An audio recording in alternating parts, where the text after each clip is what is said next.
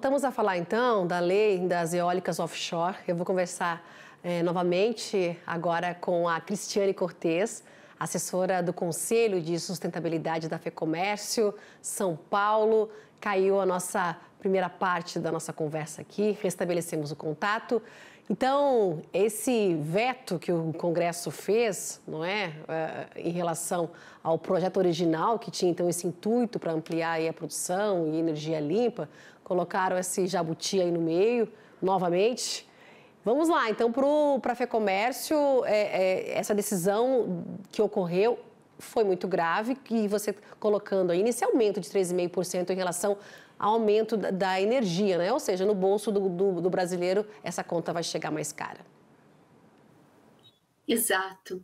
Então, o Congresso ele derrubou os vetos que foram feitos pelo presidente da República, e esses vetos eram necessários para que a conta de energia se mantivesse no patamar atual, que já é um patamar elevado, né? Então, essas medidas que agora terão de ser cumpridas pelo governo federal, como a contratação de pequenas centrais hidrelétricas, eólicas na região sul, hidrogênio líquido no Nordeste, e manter o incentivo, né, do PROINFA, um programa de incentivo às fontes alternativas de energia, tudo isso então vai levar esse custo extra estimado em cerca de 200 bilhões de reais, e esse aumento de 3,5% para todos os consumidores de energia elétrica.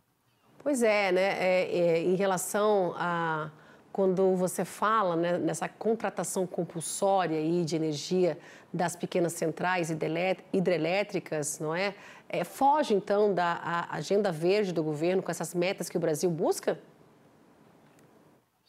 Na verdade, essas contratações que serão obrigatórias, elas são de fundo renováveis, elas mantêm essa agenda verde, porém, elas são desnecessárias no momento, porque, né, é errado o Congresso definir a quantidade de energia que precisa ser colocada a mais no sistema elétrico. O correto é a agência, né, que nós temos, a empresa de programação de planejamento energético, a EPE e outros órgãos, né, dos ministérios, eles sim avaliarem qual é a real demanda que é necessária e aí sim, né, fazer leilões e outros tipos de compra que sejam realmente daquilo que precisa. Então, como essa energia ela é desnecessária, ela vai ser construída, ela vai ser feita, as empresas vão começar a colocar elas em operação e muitas das vezes elas nem vão chegar para o consumidor. Porém, isso tem um custo e essa conta vai ser diluída entre todos os consumidores. Incluindo aí, eu queria saber de vocês, micro, pequenas e médias empresas, por exemplo, podem chegar nesse bojo aí, né? E os desafios, né? Eu te pergunto, diante disso colocado novamente pelo Congresso, né? Um risco aí para essas pequenas empresas, porque a gente vê a dificuldade, não é? Diante de tocar um negócio. E como é que vocês avaliam essa situação? Exato. E esse risco, ele vem para todas as empresas, né? Todas as empresas que consomem energia elétrica, que é qualquer tipo de negócio, elas serão impactadas. E a nossa assessoria econômica também fez um cálculo que o setor de serviço, né, ele já vem tendo um aumento, né, no Brasil, inclusive bem relacionado ao PIB, né, a participação dos serviços no PIB vem aumentando, o consumo de energia elétrica dos serviços também vem aumentando, né, o ano passado aumentou cerca de 22%, e pode ser até que derrube, né, essa retomada, né, esse crescimento desse setor de serviços que é tão importante para o país, porque os serviços ficarão mais caros, aí pode ser que esses serviços sejam menos contratados, porque as pessoas também já terão menos recursos, porque as contas pessoais de energia já estarão mais altas também, e lá no final, o que vai acontecer? Vai gerar inflação, né? Quando você precisa aumentar um serviço, pode até gerar inflação, e é tudo que o país não precisa nesse momento, né? Então, o Congresso ele tomou uma decisão muito errada de derrubar esses vetos corretos que o governo federal havia colocado nessa lei da energia offshore.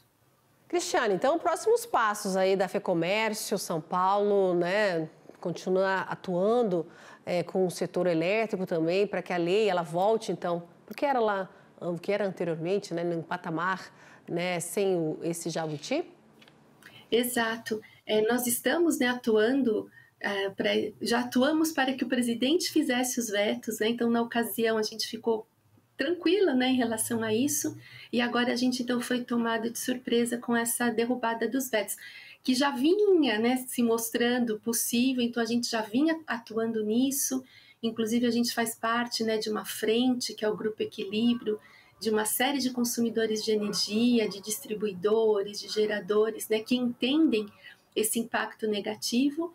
Então agora a gente está avaliando, né, se a gente vai propor uma nova lei, que venha uma lei que vete, né, que revogue esses artigos, ou o governo mesmo, né, a gente já está escutando esses dias que talvez o governo faça uma proposta por uma nova medida provisória para revogar esses artigos, e ainda esta mesma lei offshore, de geração offshore, ela ainda contém outros vetos, e que vão entrar mais dia menos dia na pauta lá do Congresso, e que aí sim, né, esses novos vetos, além de aumentar a conta, eles ainda carbonizam a nossa geração elétrica, porque vem incentivos para carvão mineral, muitas térmicas a gás natural.